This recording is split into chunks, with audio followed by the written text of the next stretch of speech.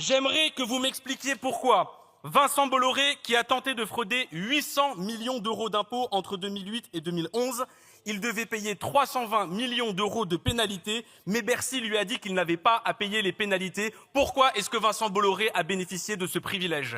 Pourquoi, quand il s'agit d'une mère seule qui élève ses 2 enfants et qui a eu un trop perçu d'allocation familiale de 320 €, vous lui demandez de payer immédiatement, même si jamais ça va mettre les enfants dans la galère, mais quand il s'agit de Vincent Bolloré, vous laissez passer 320 millions d'euros de pénalités. Voilà ce qui porte atteinte au pacte social. Voilà ce qui porte atteinte au pacte républicain.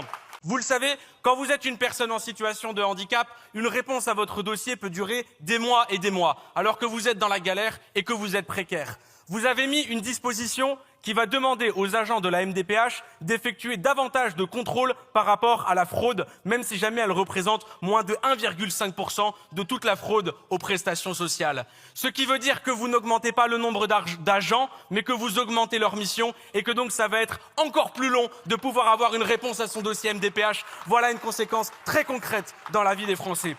Vous avez mis en place une disposition qui permettra de suspendre les prestations sociales en cas de suspicion de fraude. Attention, il n'y a pas de juge, il n'y a pas d'autorité qui est capable de dire non, c'est une suspicion, c'est selon votre bon vouloir. Parce que vous pensez qu'on peut vivre sans prestations sociales, mais quand on vit avec 900 € par mois, parce qu'on est en temps partiel, on ne peut pas se passer de prestations sociales. C'est une condamnation à mort financière que vous mettez en place sur simple